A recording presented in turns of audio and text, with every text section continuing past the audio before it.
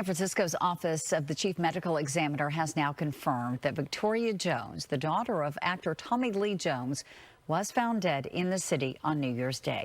A young woman connected to one of Hollywood's most recognizable names had passed away, and the story was handled with an unusual level of restraint. No speculation, no rush to conclusions, just confirmed facts and a request for privacy. So why did this moment resonate so strongly? And why did the silence surrounding it feel just as significant as the news itself? According to publicly available information, Victoria Jones, the daughter of actor Tommy Lee Jones, was found deceased at the age of 34 in a hotel room in San Francisco. The discovery occurred around the New Year period, a time when public attention is naturally heightened. Emergency responders were called to the location following a report of a medical situation, and her death was later confirmed. Authorities stated that, based on the information available at the time, there were no indications of foul play. Law enforcement did not identify the situation as suspicious, and no criminal investigation was announced. Now, TMZ was first to report the news that Jones's body was discovered at the Fairmont Hotel around 3 a.m. yesterday. Officials emphasized that the case appeared to involve a medical matter rather than any external cause. The timing of the news, arriving just as a new year began, contributed to its visibility, yet the details released were limited and carefully framed. That restraint became part of the story itself, especially as the family chose not to respond immediately, allowing facts to settle before making any public statement. Victoria Jones lived largely outside the spotlight, despite being connected to one of Hollywood's most recognizable figures. While her father's career placed their family name firmly in the public eye, Victoria herself did not pursue constant visibility or public attention. She was not a celebrity in the conventional sense. Publicly available information indicates that Victoria had some involvement in the entertainment industry, appearing in small roles during her early years. These projects were limited and did not define her identity or career path. Unlike many children of well-known actors, she did not build a public persona or actively seek media exposure as she grew older. Those who followed her life through official records and past mentions describe a woman who maintained distance from Hollywood's public-facing culture. Her professional and personal choices suggest an effort to establish independence from the expectations often placed on families connected to fame. That context matters.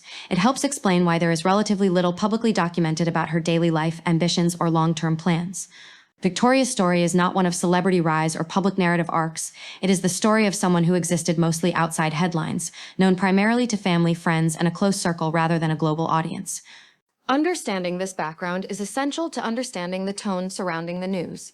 The focus has remained on respect rather than legacy, on privacy rather than public evaluation. In many ways, that restraint reflects how Victoria lived, present but not defined by visibility, and why her story has been handled with unusual quiet, in a space often driven by attention. When the family eventually released a statement, its tone was deliberate and restrained. Rather than offering details or explanations, the message focused on gratitude, thanking those who had shown kindness, and asking for privacy during an intensely personal moment. There were no expanded comments, no clarifications, and no attempt to shape a broader narrative. This kind of response is not uncommon, yet it often stands in contrast to public expectation. In moments like these, families are frequently navigating grief while simultaneously becoming the focus of widespread attention. Choosing silence, or limited communication, can be a way to create space, not to avoid questions, but to preserve a sense of calm during a period of emotional adjustment. The statement reflected a clear boundary between public awareness and private loss. While the public may seek understanding, context, or closure, families experience these events on a deeply personal level that does not unfold on a schedule. Silence, in this case, was not an absence of acknowledgement, but a conscious decision to prioritize healing over commentary. This moment also highlights a broader tension that often emerges when tragedy intersects with fame. Public curiosity can be driven by empathy as much as interest, yet it exists alongside a need for restraint. The family's message quietly reinforced that distinction, reminding audiences that access to information does not always equate to entitlement. As attention lingered, the response invited reflection. How we receive and respond to such news says as much about public culture as it does about the individuals involved, and raises questions about where compassion and curiosity should meet. The way this story was covered revealed a clear divide in modern media practices. Established outlets focused on confirmed information, avoiding speculation and emphasizing context over speed. Reports relied on official statements and publicly available facts, resisting the pressure to fill gaps with assumptions or unverified claims. That restraint shaped how the story was received. Rather than amplifying uncertainty, responsible reporting placed limits on what could reasonably be said. Details were presented carefully, with clear language explaining what was known, and just as importantly, what was not. This approach reduced confusion and helped prevent the spread of narratives that often emerge in the absence of verified information. In contrast, the broader media landscape has not always operated this way.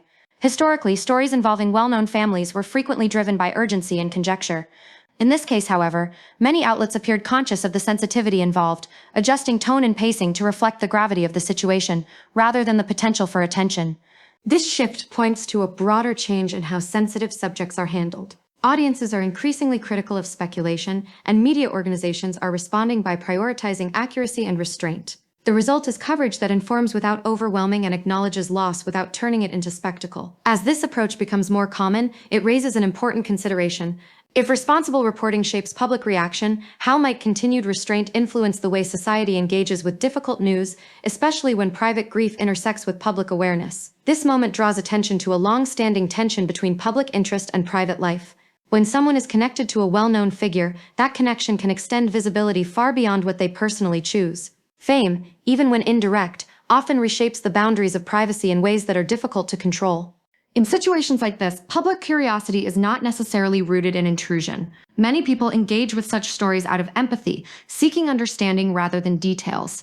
At the same time, families experiencing loss must navigate grief while being aware that their personal lives are being observed from a distance. That imbalance is rarely intentional, but it is persistent. The reach of public attention can affect an entire family, not just the individual whose name is widely recognized. Loved ones who never sought visibility may suddenly find themselves associated with headlines, commentary, and expectations they did not choose. Managing that reality requires careful boundaries, especially during moments of vulnerability. This is not about assigning responsibility or placing limits on concern. It is about recognizing complexity. Public figures exist within private families, and those families experience ordinary human emotions under extraordinary circumstances. Understanding that distinction helps explain why silence, restraint, and selective communication are often necessary. As media and audiences continue to evolve, so does awareness around these boundaries.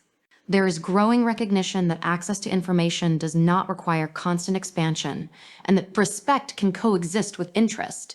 This shift does not remove curiosity, but it reshapes how it is expressed. At the center of this story is not fame, but humanity. The challenge lies in balancing awareness with empathy and acknowledging that some moments are best approached with patience rather than immediacy. As the attention surrounding this story gradually quiets, what remains is not a set of answers, but a tone, one defined by restraint rather than urgency, and by consideration rather than reaction. In a media environment often driven by immediacy, this moment unfolded differently, slowly, carefully, and with intention. There is value in that pause. It allows space for grief to exist without commentary, and for loss to be acknowledged without explanation. Not every story requires interpretation, and not every moment benefits from analysis. Sometimes respect is expressed through what is not pursued. This situation invites reflection on how we engage with difficult news. It asks whether understanding always requires detail, or whether empathy can exist without complete information. By resisting speculation and allowing boundaries to remain intact, the focus shifts away from curiosity and toward compassion. For audiences, this approach offers an alternative way to process sensitive events, one that prioritizes humanity over narrative and patience over immediacy. It encourages listening rather than responding, and awareness rather than assumption. The lesson here is quiet but meaningful. That dignity can be preserved even in public spaces. That restraint is not indifference but care. And that sometimes the most respectful response is simply to acknowledge loss and allow silence to do the rest. This story does not end with answers, but with perspective. At its center is not notoriety or speculation, but a reminder that behind public names are private lives shaped by ordinary human experiences. Loss, reflection, and the need for space are not diminished by visibility. If anything, they are made more complex by it. How stories like this are received matters. The balance between awareness and restraint shapes not only media coverage, but public response. Choosing patience over immediacy and empathy over interpretation allows these moments to be approached with greater care. In the next video, we'll look more closely at how audiences and media can engage responsibly with sensitive news, and how cultural expectations around privacy have begun to shift in recent years. If this perspective added clarity, you may want to continue exploring these conversations, where understanding takes priority over reaction and context matters as much as content.